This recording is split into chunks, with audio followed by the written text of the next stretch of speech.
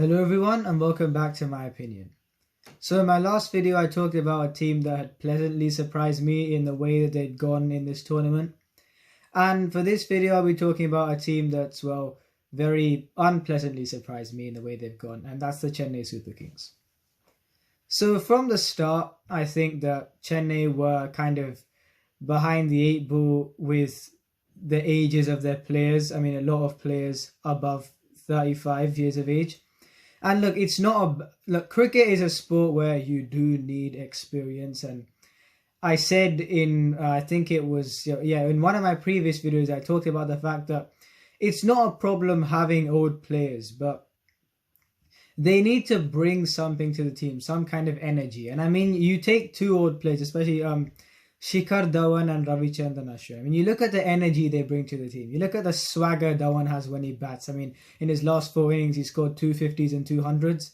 And you look at Ashwin, how he celebrates whenever he takes a wicket, and how he's modified his action and, the way he bowls in T20s to make sure he's just effective. And he's been more than effective. I mean, he just bowled brilliantly this season. But I'm saying that you look at the way that these two players have conducted themselves, and around those two, you look at players who, I mean, apart from Ishant Sharma, who's 32, there's no one else who's even that close to Shikhar Dhawan and Ashwin's age, and they're both 34.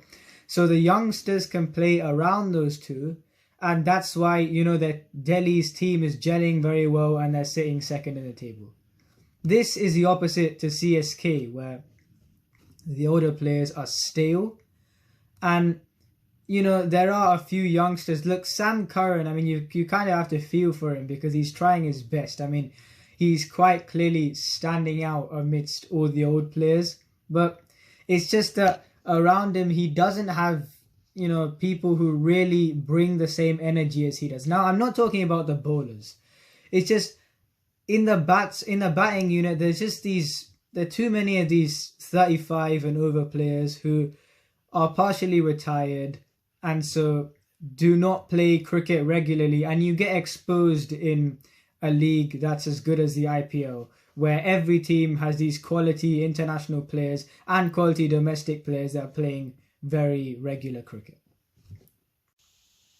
I mean, this year CSK have never really been in the tournament. I mean, there was a win the first game against Mumbai, which I still think Mumbai weren't that great in that game. Of course, alright, CSK did play decently well, but if Mumbai were even remotely at their best, they would have won that game. And you look at Kings 11, well, it had to be an anomaly, because if you look at an 8th place team, would you really think that they would beat, a batting lineup that's been criticised for not showing intent? I mean, would you have thought they would have beaten a side, they scored 181 without loss at a run rate of above 10 and over when they were chasing in Dubai. So you wouldn't think that they would have done that, but they did do that. And that's what I'm trying to say, is that outside the 3 wins that they got against Mumbai, Kings 11 and Sunrisers, the losses have been absolutely terrible. And I think in the first loss against Rajasthan, it seemed like they didn't really try. I mean, especially with how easily they were hitting the Rajasthan bowlers at the end. But after that, it just kind of seemed like an inability. Rust is also factoring into that. But right now, I mean, you look at these past few games, they've just been kind of powerless to stop the opposition. And it's very sad to watch, because these are players that have dominated world cricket. But it just shows that, the game is moving, it's progressing quickly. And again, we all could, especially being CSK fans, and when they picked this squad in 2018, we could all see that this was, we knew this would come at one stage. But again, we didn't really want to think about it, because there was just, luckily, we won in that season 2018, and we were the runner-ups of the last season. And so it was, as a CSK fan, you kind of thought, okay, it hasn't started yet. But now with the long layoff due to the COVID-19 pandemic, and they're just returning now. And also for me, I think that CSK is a very emotion-based franchise, and taking the fans out of the stadiums would have probably, even before, it would have probably negatively affected the thrill that we saw, especially when CSK finished games. And who knows, they may not have even won a few of those games, or quite a few of those games, if fans weren't present at the stadiums. Because I just think that the emotion of fans just wanting them to win kind of conducted through, and it would have definitely aided them and probably motivated them more to, put in those kind of performances. So coming back to 2019, CSK beat Delhi thrice, and they beat them convincingly in all three occasions. So comparing the squad, Delhi have retained the core of their side in 2020 as well. So Shreyas Iyer, Rishabh Pant, Kagiso Rabada, etc. And so looking down the two sides in 2019, you would have thought that Delhi would be able to beat CSK easily with the players that they had, at the business end of their careers, as I said before, and also just, on paper, the sheer quality of the squads. And I think that in Delhi's players would be more close to their prime than CSK's players were. And it's just that everything about that, the comparing the both of these two squads, you thought Delhi would easily be a CSK. And I'm saying just on paper. Yet, we all knew who was going to win when we saw the matchups. And I mean, this was even on the third time where CSK has suffered a terrible loss to Mumbai in the playoffs. And I was actually playing the second eliminator against Delhi, who had beaten Sunrisers. And yet, we just knew who was going to win. And we all chose CSK. And CSK won 3 times over the season. And the thing is that it's because CSK in the past seasons have had an aura. And that aura has basically, you look at the CSK squad, and especially from 2018, you could write it off at first sight comparing it to all the other 7 teams in the IPL. But they turned up against Delhi and produced 3 clinical performances that resulted in 3 wins. And it's just that we weren't even surprised, because it was just that aura. We knew that the aura that was working for so many years would take us through again. And alright, we lost to Mumbai, because I think that in 2019 against Mumbai, the one thing where I talked about cricket is a relentless battle of skill. And I think that Chennai were getting suppressed by the sheer skill of Mumbai. Delhi had, near the same players that they did this year, but I think that Delhi are kind of getting to the Mumbai level with how they are playing this year. But really, Mumbai were the ones that kind of opened up the cracks against CSK on 4 occasions. And I think that from there, even though CSK, they were runners-up in 2019, I think we all were kind of thinking about that as something that the cracks could widen, and they have this year. So what is this aura that I'm talking about? The aura is that you take the CSK Delhi example again, and you look at the players in the IPL, the best players in the world play in the IPL. And so you wouldn't expect a team like CSK, especially from 2018, who have aged players, 35 plus, a partially retired team, and that means they're not playing regular cricket. You wouldn't expect any other franchise with those kind of players coming up against these odds to win. And you look at CSK, they won IPL 2018 and they came runner-up in 2019 with only one team really troubling them and exposing their weaknesses, and that was Mumbai. And it's just that this aura was immune from all the technicalities of cricket, and it's something that made the other teams look so incomplete in comparison to CSK. Now, without this aura being present this season, you look at teams such as Delhi, and I keep on mentioning Delhi, but you look at these teams such as Delhi and RCB, who haven't had great success against CSK. And I think in the last 8 times, so before the RCB played CSK this season, the last 8 CSK RCB matchups, CSK won 7 of them, and the only reason why RCB won that one was because Umesh Yadav gave out 24 rather than 26 in the last over. And you also look at CSK versus KKR. Now KKR have a better record against CSK than the other two, but it's the most hero versus villain of the matchup of the IPL. And I also thought that KKR would also have more of a shout to beat CSK. And you look what happened. Delhi beat CSK, RCB beat CSK, and KKR beat CSK. Because I think that the lack of this aura being present this season kind of leveled out.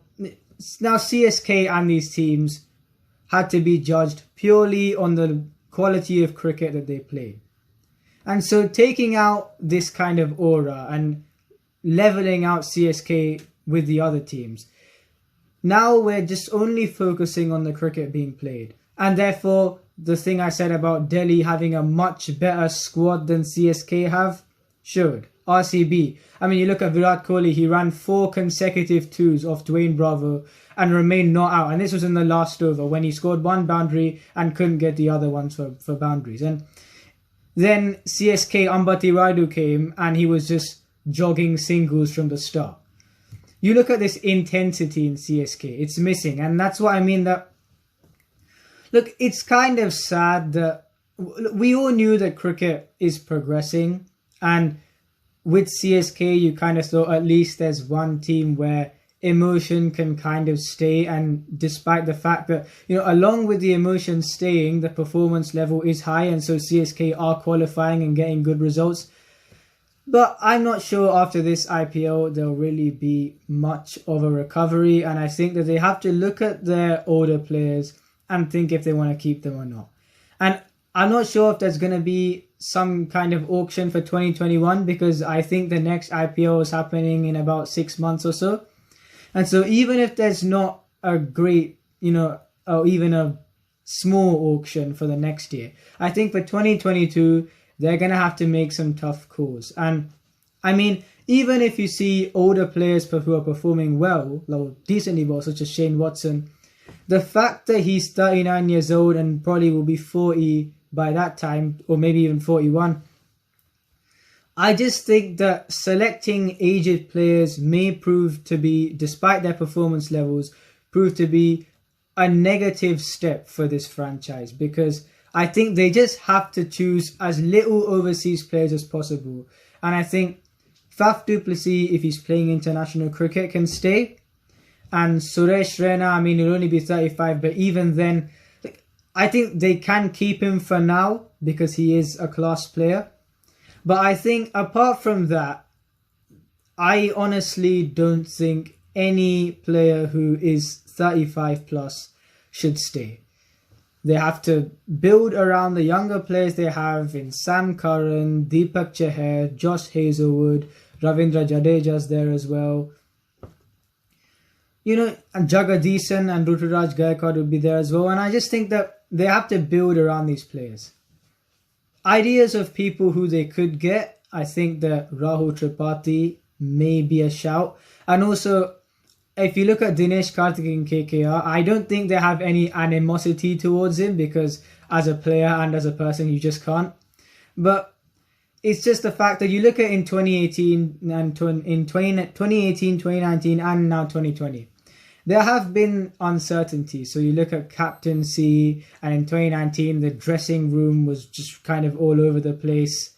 And especially with his form in 2019 and 2020, I have a feeling that if it continues in 2021, they may kind of just want to politely say, you can go find another franchise, because you've had some good moments here, but it's quite frankly not been to your liking completely, and certainly not to KKR's liking, because they've been a kind of an almost there team, but in the end they just haven't got as far as they would have liked to. In 2018 they did, you know, really well, but then again in 2019 you saw a playoff space was basically there for them, but then they lost in a very poor way to the Mumbai Indians and therefore didn't reach them. And in this season they're looking very poor. I mean, you look at, they should have lost against Kings 11, and I thought it was good captaincy to hold back Narayan against CSK, but they also should have lost against Sunrisers as well, where they won in the super over. And they've generally just, you see the batting. I mean, we all thought that they had the best middle order on paper. Well, apart from Owen Morgan, the batting hasn't been that great consistently in general. I mean, apart from Owen Morgan, you look at Dinesh Karthik, Andre Russell, Shubman Gill's been criticised for playing too slowly.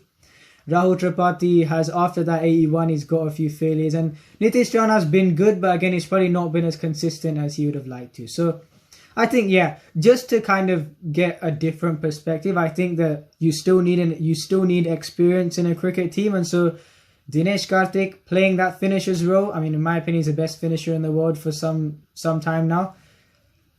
I honestly wouldn't be against it, and I don't think any CSK fan with him being Tamil would be against it either. So yeah, obviously we should buy overseas players. I meant to say over 35 there.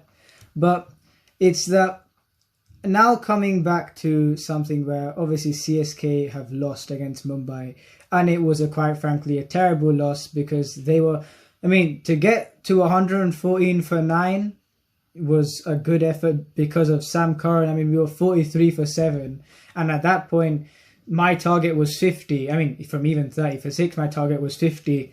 Because obviously RCB have got 49 all out and we don't want to get lower than that. But it's that I've devised this kind of a pathway that could mean CSK would still get into the playoffs. And remember, they do still have a mathematical chance of doing that because we saw last year that SRH got through on net run rate when they only had 12 points. And that was with 6 wins and 8 losses. So in my view, the top 3 teams, Mumbai, Delhi and RCB, I mean, that's decided as the top 3. But after that, you have an inconsistent KKR and the other 4 teams to follow contesting for that 4th spot. So KKR, after their terrible loss against RCB in their previous game, the latest game, are on 5 wins and 5 losses and have a very bad net run rate of minus 0.83. So if they only win 1 out of their next 4 games, they will be on 6 wins and 8 losses. And the problem with them would be that if they lose 3 out of their next 4 games, that net run rate, that very drastically negative net run rate, would only get more negative. And that means that they would struggle to pip other teams who are on 6 wins and 8 losses.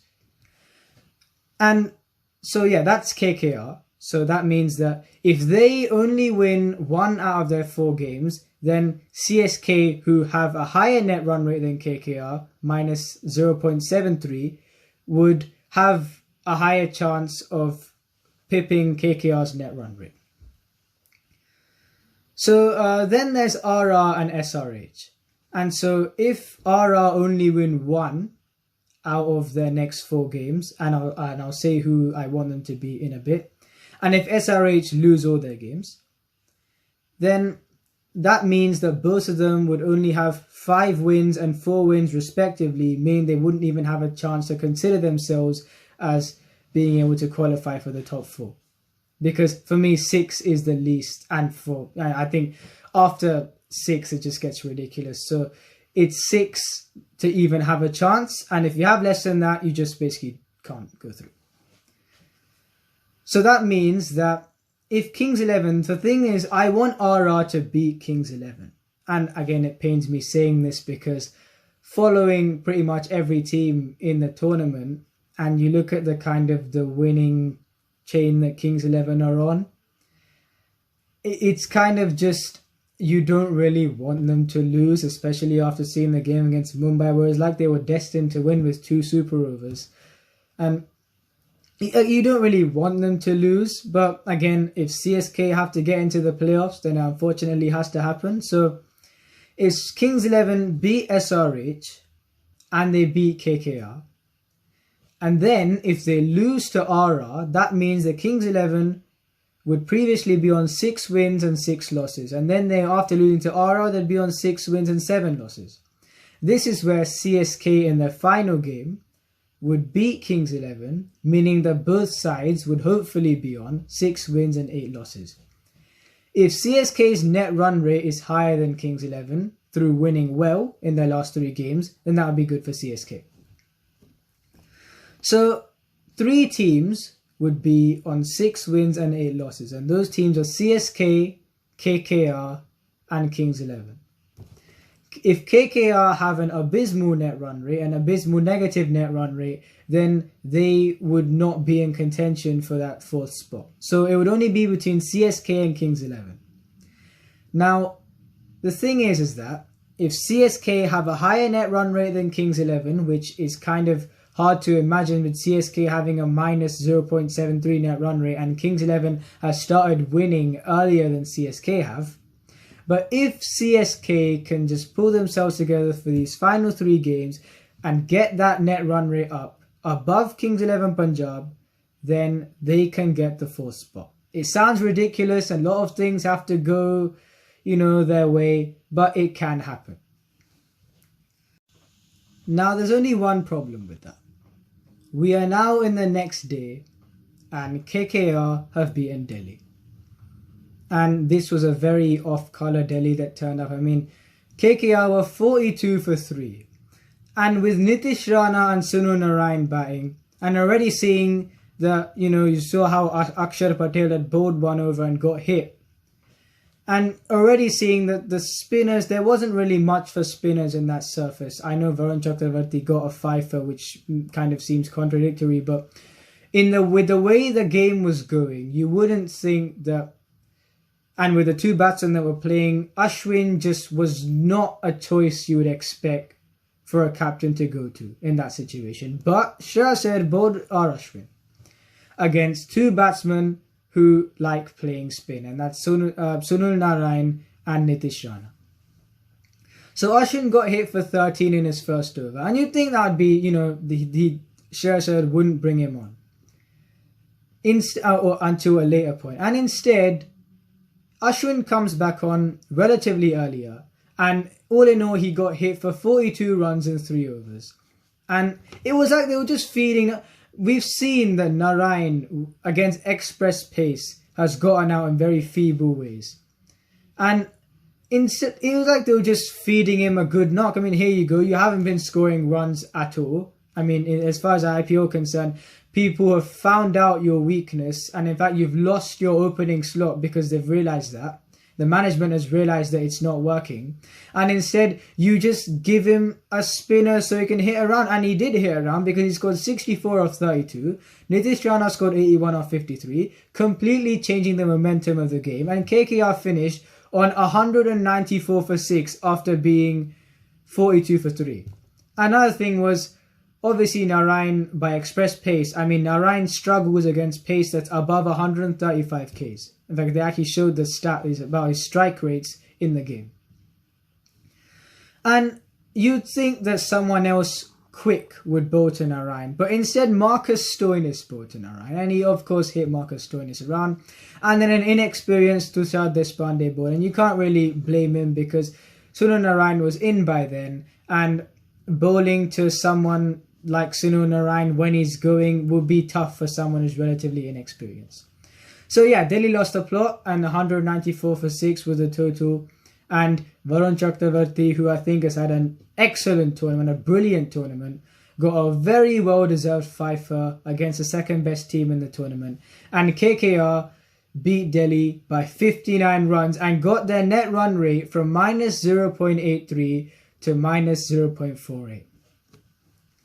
Now this is a problem because now that KKR have beaten a top team that wouldn't have been, most importantly, wouldn't have been affected by losing, is that now KKR, some other team in the other 4 teams, have to beat KKR to make sure that they stay on 6 wins. And again, maybe SRH could beat KKR. But what I'm trying to say is that it kind of, again, SRH could beat KKR. But I'm saying that one other result here and there could be a problem. Because maybe, who knows, what if RR beat KKR and get up to 6 wins and 8 losses and their net run rate exceeds CSK's. And that's why I just feel that, alright, there's been kind of one loss And also, I kind of realized today that obviously KXIP beat SRH in, well, I don't know how SRH managed to lose that. They were 52 without loss in the power play, and they got 114 all out. And it was just, we could kind of see that something was good. It was going to be a close finish, with the way that even though it was 58 of 61 at one point, and SRH had wickets in hand, but with how Manish Pandey was going, he only scored a strike rate at around 50. And Kings 11 were bowling very well, and they knew that if they just hung in there, there would be a point where SRH would have to take risks. And I thought the Chris Jordan over his last over just completely turned the game around. And so it would have actually been better if SRH had beaten Kings 11, because considering that Delhi had beaten KKR, because then that would mean there would be one less team on 6 wins and 8 losses. But as I said before, I wanted Kings 11 to keep on winning until the last moment, because I'm rooting for every team this IPL really, and seeing Kings 11 win games on the trot, they are the way every team is more deserving than CSK to be in the top 4. So even if CSK don't get in, I'm not going to be too fussed. But again, just to preserve the record, the fact that CSK have made it in all the seasons that they've played, that's the reason why I unfortunately wanted Kings 11 to lose. But yeah, so that's how CSK can get to the playoffs. And I mean, they have a very tough game against RCB tomorrow, which, I mean, if they beat them, then they can, for me, definitely beat KKR and Kings 11. But if they lose to RCB tomorrow, I mean, this whole pathway goes out the window. And it's all on, I'll be rooting for Kings 11 to get to that playoff spot, because they deserve it. So yeah, you would have seen that I didn't really talk about, batting. I did talk about batting, but I didn't really talk about specific stats, or maybe sometimes the bowling not firing, and obviously there's the fielding aspect as well that we all saw. But it's just that I think with the CSK team, watching them live, it's much more than just pointing out instances happening in the game. It's just that it's just been very stale. And you saw Dhoni had a very resigned look, a look that you've never seen him have throughout all the years that CSK have played in the IPL. You've never seen him have that resigned look, because quite frankly, he's never had to, because they've always qualified for the playoffs. But even him saying that, the last 3 games are going to be in preparation for the next season shows that he probably isn't even thinking about the playoffs. I mean, obviously we all had the kind of thing to make all these ways that CSK could get there. But again, look, I think that I would definitely want them to get there, but they are nowhere near deserving enough compared to the other teams, especially Kings 11, to get to the 4th spot. And so if they don't beat RCB, we're just going to have to take it that for the first time ever, CSK will not make the top 4. So that was CSK. It was a very painful review for me to do, but it is what it is, I guess. And if you enjoyed this video, please like and subscribe, and please share this video with your friends. And remember, this is my opinion. What's yours?